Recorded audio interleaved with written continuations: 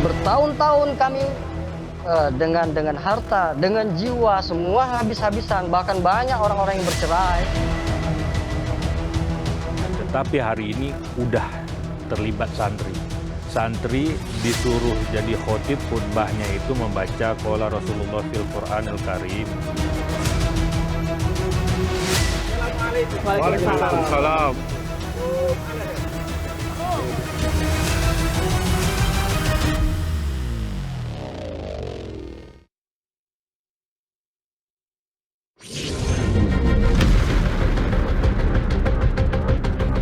Dan itu LSM, Mas. LSM sama.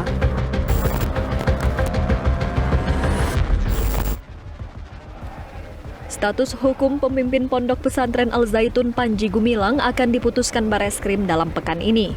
Salah satu alat bukti yang akan digunakan adalah fatwa MUI. Fatwa MUI sesuai pasal 187C KUHP disebut memenuhi syarat jadi alat bukti petunjuk untuk membuktikan tuduhan penodaan agama Panji Gumilang. Fatwa akan dikeluarkan Majelis Ulama Indonesia pada pekan ini dan fatwa akan diserahkan kepada Bareskrim Polri. Tanggal 12 sampai dengan 13 Juli 2023. Saksi-saksi yang akan diambil atau diperiksa besok yaitu saksi ahli agama Islam, kemudian saksi ahli sosiologi, saksi ahli bahasa, dan saksi ahli IT atau ITE. Kemudian terkait dengan penetapan tersangka, saat ini penyidik Polri masih menunggu hasil dari Puslapor Bareskrim Polri. MUI bersama tim investigasi Al Zaitun bentukan Pemprov Jawa Barat sebelumnya sudah mendapatkan jawaban dari Panji Gumilang mengenai tuduhan penodaan agama. Salah satunya adalah ucapan Panji yang menyebut Al-Quran sebagai karangan Nabi Muhammad. Wakil Ketua Umum MUI, Anwar Abbas mengatakan jawaban dari Panji Gumilang harus diuji di pengadilan. Saya minta pihak kepolisian supaya memproses secara cepat ya. Kemudian masalah ini dibawa ke pengadilan. Biar di pengadilan lah kita ya beradu argumentasi dan beradu data dan fakta. Dan kita analisis ya apa implikasi-implikasi teologis dan sosial terhadap ucapan-ucapan yang dia sampaikan dan dia kemukakan. Menyoal rencana fatwa dari Majelis Ulama Indonesia, Panji Gumilang tidak terlalu ambil pusing. Panji mengatakan MUI hanya LSM yang tidak memiliki kekuasaan untuk menghukumnya. Dan dia itu LSM, Mas. LSM sama. Derajatnya itu sama dengan lembaga pendidikan ini adalah lembaga swadaya masyarakat. Mengapa harus meneliti sama-sama? Kecuali kalau sampean punya pangkat yang lebih tinggi, konstitusional, baru boleh. Anda siap dipanggil polisi? Jangan ngomong siap. Karena Kan masih kalau. selama Panji bisa saja menyebut MUI sebagai LSM. Tapi pada tahun 2016, fatwa MUI tentang organisasi Gavatar sebagai sesat, fatwa tersebut menjadi salah satu alat bukti yang digunakan polisi dan pengadilan untuk memvonis 3 pemimpin aliran Gavatar termasuk Ahmad Musadek 5 tahun penjara. Tim Liputan, Metro TV.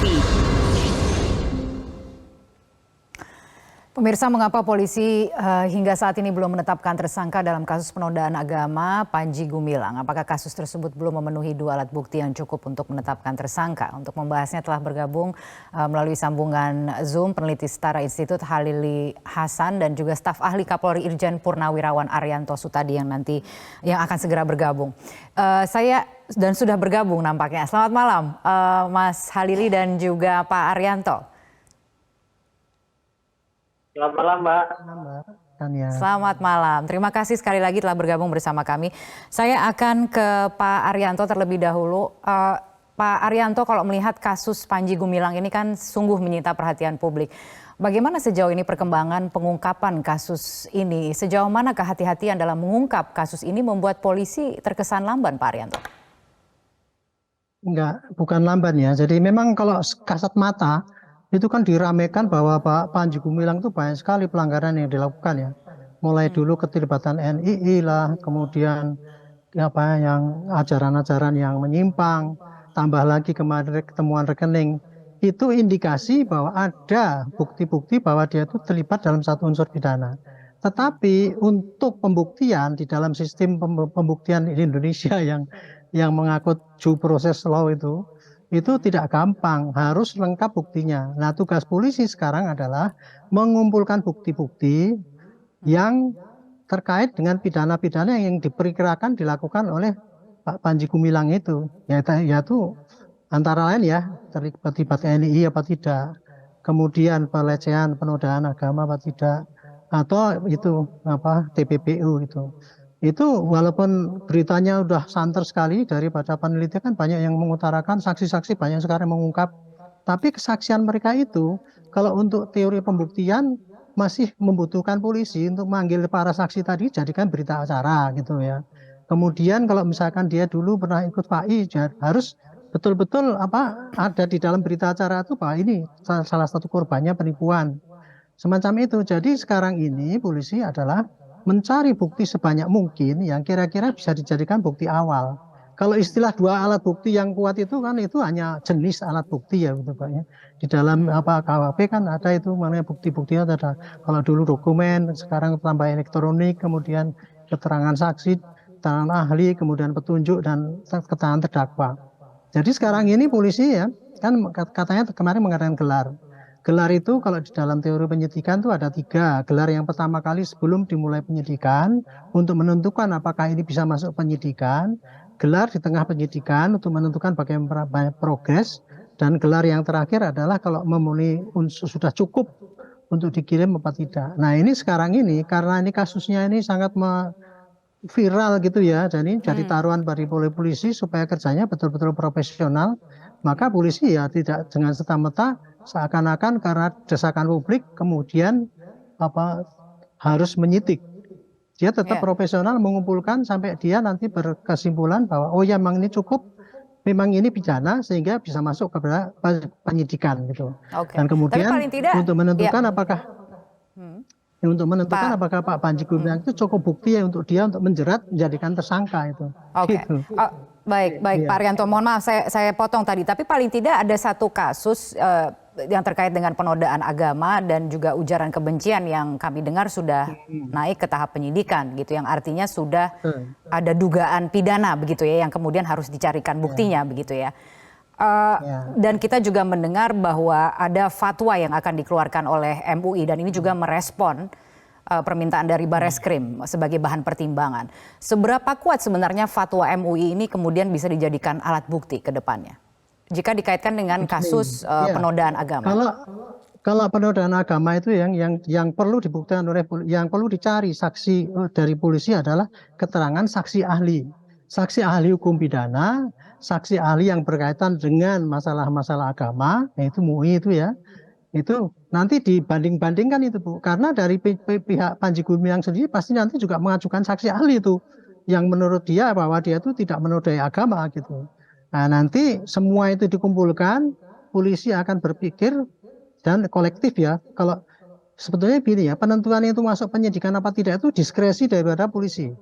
Untuk penyidik itu ya menentukan iya apa tidak. Nah ini karena kasusnya sangat penting gitu ya, maka pengambilan keputusannya tidak diambil oleh individu daripada penyidik yang terlibat di situ, tapi dalam hasil daripada gelar, sehingga itu semua pertimbangannya sangat matang. Dan sekarang ini saksi ahli ini yang penting pasti polisi akan mencari saksi ahli pidana yang untuk menentukan apakah perbuatan yang dilakukan oleh Pak Panji Gumilang dengan bukti-bukti elektronik itu tadi, kemudian statement-statement dia bahwa begini gitu, apakah itu masuk dalam unsur penodaan agama yang dimasukkan di dalam 156 huruf A itu. Karena di situ kan hanya menyampaikan pernyataan di depan umum yang isinya menimbulkan kerusuhan ataupun benturan, dan kemudian ada ayat 2-nya yang agak berat karena supaya orang tidak memeluk pada agama itu. Nah itu kalau dari pidananya.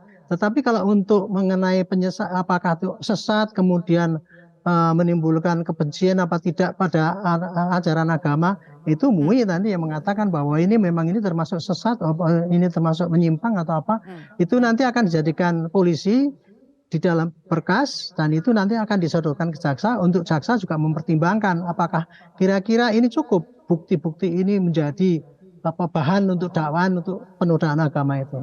Sehingga Baik, nanti saya hakim di dalam menyidangkan itu akan mantap gitu loh mengatakan itu ya apa enggak gitu. Jadi Oke. ini polisi memang hati-hati betul. Hati-hati Bukan betul karena gitu lamban sih. gitu.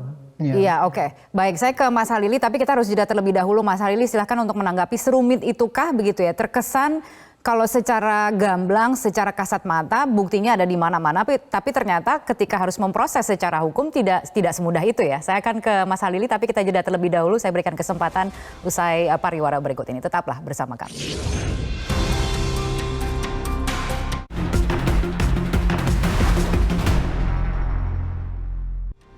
Ya pemirsa, Anda kembali bergabung bersama kami di Prime Time News. Kembali kami lanjutkan perbincangannya. Saya ke Mas Halili.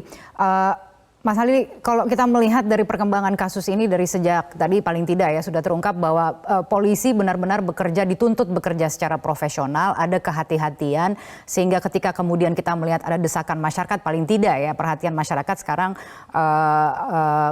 mengawal kasus ini tentunya menjadi beban tersendiri begitu ya untuk bagaimana kasus ini diungkap secepat-cepatnya. Tapi kalau kita melihat dari paling tidak pengungkapan kasus sejauh ini, apakah sudah pada jalurnya? Apa yang Anda lihat menjadi hambatan terbesar? Ya, paling kunci Mbak kan ya, dan para penonton sekalian adalah soal bagaimana polisi itu mesti bekerja profesional.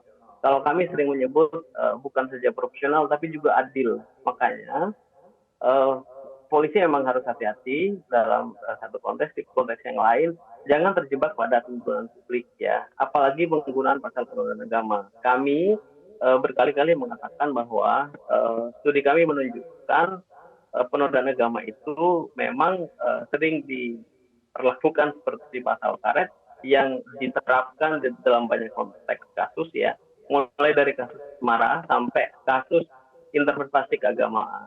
Itu poin pertama, sehingga polisi mesti menerapkan pasal ini secara profesional, dan bahkan kalau bisa kalau kita mengacu kepada spirit negara, sebenarnya negara sadar bahwa pasal penodaan agama itu bermasalah, sehingga mestinya penggunaan pasal ini tidak dilakukan. Ya karena apa? Karena kalau kita cek KUHP yang baru pasal atau tindak pidana penodaan agama itu sudah tidak ada. Artinya ada kesadaran bahwa pasal agama itu pada dasarnya problematik. Itu poin pertama. Yang lain adalah yang juga penting untuk menjadi catatan teman-teman kepolisian adalah bahwa pandangan itu bukan satu-satunya. Bahkan kita lihat satu Undang-Undang 12 tahun 2011 fatwa MUI itu kalau dia diperlakukan alat bukti ya silakan saja, tapi MUI itu mengeluarkan pandangan saja dari fatwa yang dikeluarkan itu. Jadi fatwa MUI itu bukan dasar hukum yang mesti dipedomani ya. Banyak saksi ahli lain, saksi yang ahli di bidang substansi ini yang bisa memberikan pandangan, dan fatwa MUI bukan satu-satunya. Dalam banyak konteks tadi ya di narasi awal memang dinyatakan bahwa faktanya fatwa MUI itu sering diperlakukan sebagai determinan dalam penerapan pasal pidana di kasus yang lain, misalnya Gavatar tadi disebut. Itu tentu saja memang pada akhirnya menjadi sesuatu yang paling mudah ya. Kalau tujuannya hanya membuat publik happy ya dengan kriminalisasi, pemidanaan seseorang, ya pasal penodaan agama memang pasal karet, dia gampang sekali diterapkan pada begitu banyak konteks. Tapi pada dasarnya kalau berlaku adil ya pasal penodaan agama itu bukan pintu masuk pemidanaan yang pas untuk kasus Panji Gumilang. Oke, bahwa dalam perkembangannya kemudian ditemukan ratusan rekening dan kemudian juga ada aset tanah dan lain sebagainya, ada dugaan penggelapan dana TPPU. Inikah kemudian investigasi komprehensif yang pada waktu itu Setara Institut sempat sampaikan? Iya, karena ini kan sebenarnya begini. Kalau tadi disebut oleh Mbak Kani ya, oleh Pak Arianto ya soal pidana-pidana yang lain, saya kira itu pintu lain yang lebih komprehensif untuk memberikan penegakan hukum yang adil ya. Kalau penodaan agama ini potensial tidak adil karena kami sering mengatakan